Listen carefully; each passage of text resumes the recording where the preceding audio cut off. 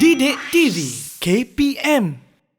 Okey, baiklah cikgu akan terus masuk kepada teknik menjawab kertas 2. Okey. Baiklah. Cikgu akan kongsikan terlebih dahulu berkenaan dengan 3 kriteria yang penting sebelum murid menghasilkan kertas 2 ya, iaitu terdiri yang pertama daripada kognitif. Kognitif ni dia lebih kepada cara kita berfikir, cara murid berfikir. Mengetahui. Contohnya begini, apabila murid dah mendapat soalan kertas 2 seminggu lebih awal, jadi murid perlu membaca dan mengetahui apakah yang diperlukan di dalam soalan. Nak buat apa? Soalan ni berkisarkan tentang apa? Jangan tersalah baca. Okey, kena faham betul-betul. Nombor 2, memahami. Kena faham betul-betul apa yang soalan ni hendak. Jangan main nanti sembrono je lukiskan. Itu salah. Okey, kena tahu, kena faham dan analisa. Maksudnya kita mengkajilah, buat research. Sama ada apabila soalan tu berkehendakkan tentang contohlah kan, tembikai besar. So cari di internet macam mana nak buat, macam mana rupa tembikai dan buat analisa. Apabila kita dah berjaya buat analisa, cuba apply. Maksudnya aplikasi.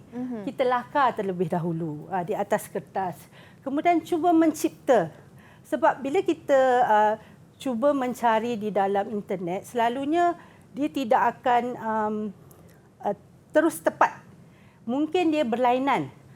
Maksud mencipta tu, itu lebih kepada cara murid berfikir bagaimana nak cipta, nak ubah kedudukan. Okey? Seterusnya menilai. Nilai ni maksudnya jumpalah dengan guru-guru yang pakar, guru-guru anda di sekolah, berbincang. Betul tak cikgu saya buat ni? Betul tak cikgu? Adakah kena masuk macam ni dan begini? Itu maksud menilai. Ini untuk kita berfikir. Okey, seterusnya psikomotor. Psikomotor ni dia lebih kepada kemahiran. Bagaimana murid menghasilkan apa yang telah dicari tadi. Dia berkait rapat. Contohnya dia dah ambil dari internet, dia dah jumpa dah gambar, kemudian dia boleh imitasi, boleh tiru daripada internet, kemudian manipulasi. Manipulasi ni bermaksud kena ubahlah, jangan ambil sebiji-sebiji. Okey, kena ubah bertepatan dengan kehendak soalan. Okey. Kemudian artikulasi ni dia lebih kepada maksud mahir. Mahir untuk buat. Kalau tak mahir macam cikgu cakap tadilah, kalau tak mahir lukis figura, lupakan saja. Buat apa yang murid mahir. Kalau tak mahir, elakkan. Ketepatan. Ketepatan ni dia lebih kepada tepat kita menjawab soalan yang dikehendaki. Dan seterusnya naturalisasi. Ini lebih kepada cara penghasilan. Mesti penggunaan bahan apa dan sebagainya, media apa dan sebagainya. Okey, setelah itu nilai. Bila kita dah cuba, dah kaji, dah cuba lukis, kemudian mestilah kita nak tengok dia punya kekemasan. Okey, kemas. Menarik ke tidak ataupun betul ke tidak, boleh tengok sendiri. Kita pun boleh nilai sendiri dekat rumah kan. Kita nilai cantik ke aku buat ni?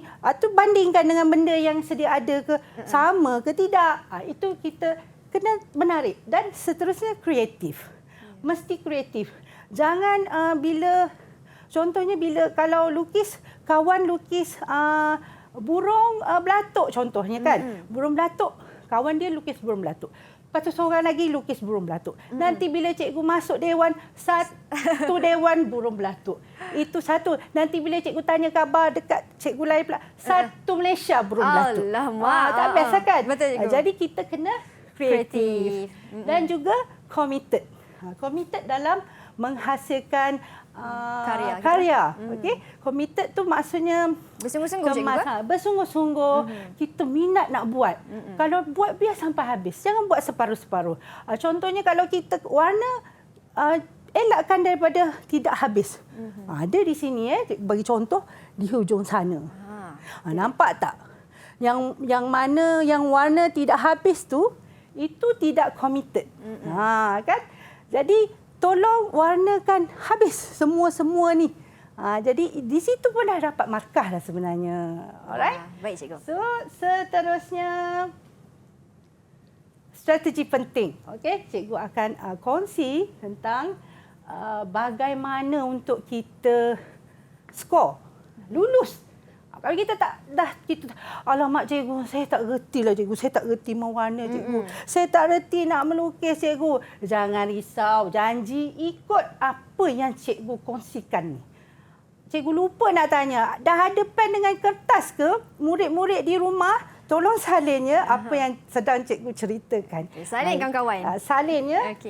Okey, strategi penting. Yang pertama, apabila murid melukis, sila pastikan lukisan kamu dipenuhi. Di atas kertas lukisan. Faham? Jangan kamu lukis kecil memang takkan penuh. Tolong besarkan kertas lukisan. Barulah akan memenuhi kertas lukisan kamu. Seterusnya, keseluruhan hasil karya mesti diwarnakan. Yang ini cikgu selalu pesan dekat murid-murid di sekolah cikgu sendiri. Mesti diwarnakan sebab ada murid cikgu warna tak habis. Memang dia warna sikit secoet. Ditinggalkanlah cikgu Dia ditinggalkan. Dia rasa dia macam cukup hebat. Hebatnya aku buat. Padahal tak habis pun. Jadi sebenarnya sila pastikan keseluruhan karya kamu diwarnakan. Tapi make sure lah warna jangan semua warna semua tapi tak ada apa-apa. Itu pun salah juga. Okey? Jawab soalan, warnakan apa yang patut. Dan ketiga, tahu menggunakan alat, media dan teknik. Jadi untuk menghasilkan seni halus ni, ingat cikgu pesan ya, untuk menghasilkan seni halus ni, dia ada dua lukisan serta catatan. Lukisan selalunya kita menggunakan media kering, manakala catatan kita gunakan media basah. Pastikan murid-murid di rumah tahu menggunakan alat, bahan serta media. Satu lagi, cikgu ada jumpa juga di sekolah lah kan. Ada yang menggunakan oil pastel. Oil pastel bagi murid yang tidak mahir, elakkan. Kerana apabila kamu guna oil pastel, ia boleh membuatkan kertas lukisan kita menjadi comot. Tetapi jika kamu mahir, memang kita punya hasil karya memang akan menarik kalau mahir. Bagi yang tidak mahir memang hancurlah kertas lukisan dia. Comot, dia akan dah tak nampak apa benda di atas kertas lukisan.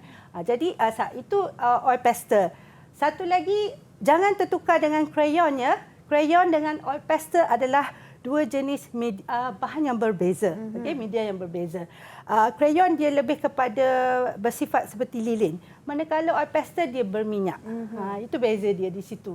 Kemudian yang keempat, apabila kita mendapat soalan, murid-murid mesti fahami betul-betul apa yang diperlukan oleh soalan. Ya. Okey, kalau dia kata dia nak binatang besar, lukis besar-besar. Jangan lukis kecil-kecil. Itu tidak menepati butir dan kehendak soalan. Contoh, cikgu bagi contoh. Cikgu pernah jumpa dekat sekolah lah. Arahan soalan menyuruh mereka melukis tembikar. Dia adalah soalan tu berkaitan dengan tembikar. Baik, cikgu. Tetapi hasilnya menjadi tembikar. Alamak, tersilap baca soalan cikgu. Tembikar je tembikar. Jadi sebab tu kita kena berhati-hati apabila membaca soalan. Mesti menepati butir dan kehendak soalan. Itu satu contoh. Satu lagi contoh, soalan berkehendakkan murid melukis orang utan. Tetapi apa yang dilukis oleh murid ialah monyet. Oh, silap juga tu. Salah kan? Hampir sama tapi hampir sama, bukan. Salah juga. Jadi sebab tu berhati-hati di dalam pembacaan. Fahami kehendak soalan. Faham betul-betul. Jangan tersilap. Okey. Seterusnya, nombor 5, aplikasi seni visual. Aplikasi seni visual ni sebenarnya kita bagi murid yang mengambil pendidikan seni visual telah lama mengetahui tentang bahasa seni visual. Daripada tingkatan 1 kita sudah mengaplikasikan. Contohnya jalinan, ruang, bentuk dan sebagainya. Make sure benda tu pastikan ada terdapat di dalam hasil karya murid-murid sekalian. Kerana apa? Bahasa seni visual ni sememangnya telah ditekankan untuk diletakkan di setiap hasil karya. Tak kira lukisan, kecatan ke. Sebab aplikasi bahasa seni visual ni sangat penting untuk tahu murid boleh buat ataupun tidak, mahir ataupun tidak, faham ataupun tidak. Okey. Jadi ini skor markah kertas 2. Kalau murid-murid nak tahu, macam inilah sebenarnya kriteria pemarkahan yang selalu di sekolah cikgu berikan markah, iaitu terdiri daripada gubahan, warna, interpretasi dan juga nilai. Macam yang cikgu dah bincangkan tadilah, gubahan ni maksudnya komposisi, bagaimana cara murid mengolah idea ke dalam ataupun ke atas kertas lukisan. Kemudian memahami apa yang dikehendaki oleh soalan. Sama macam cikgu dah cerita tadi. Kemudian warna. Sama juga cikgu ulang balik. Bagaimana warna apa, bahan apa yang kamu boleh buat, boleh pakai, pandai guna. Jadi buat kebolehan mewarna tu, ambil mana yang mampu, mana yang boleh buat. Dan seterusnya, committed terhadap hasil karya. Itu nilai Nilai. Jadi nilai itu pun penting untuk keseluruhan kriteria pemarkahan kertas 2. Okey? Jadi itu sahaja ya Mira untuk bagaimana cara kita nak mendapat skor. Kena adalah benda-benda ni semua apa yang dah diterangkan oleh cikgu. Ya, murid-murid di rumah jangan lupa ni salin. Pastikan kamu faham apa yang cikgu dah nyatakan di sini. Betul tu cikgu. Ingat tu kawan-kawan. Tapi kan cikgu, tadi masa cikgu Talfiza terangkan yang bila di sekolah kebanyakan murid mereka suka gunakan media yang berbeza. Macam cikgu kata tadi ada media kering dan juga media basah. Kalau di sekolah apa media yang selalu menjadi tarikan ataupun murid-murid gunakan cikgu? Okey, kalau di sekolah selalunya murid lebih suka guna pensel warna. Tapi kalau nak gunakan di dalam Dewan Peperiksaan tidak berapa sesuai kerana menggunakan pensel warna ia memakan masa yang agak lama. Betul. Kalau nak kejar waktu 3 jam kan? Kalau 3 jam buat pensel color, kalau betul-betul nak cantik, makan masa sebenarnya Mira. Tapi kalau guna watercolor, insya-Allah kita boleh siapkan mengikut masa yang telah ditetapkan. Tapi mesti berguru. Jangan pandai. Belajarlah dengan guru-guru di sekolah. Dengan cikgu yang kamu kenal kan? Cikgu seni kamu di sekolah, belajar. Memang mereka sangat mahir. Betul, cikgu. Jadi tips daripada cikgu, tekniknya ialah dengan menggunakan warna air cikgu yang menjadi pilihan yang terbaik. Yang cepatlah untuk kita hasilkan. Tapi kena pandailah. Betul. Nanti kan takut comot dan tersilap pula. Didik TV KPM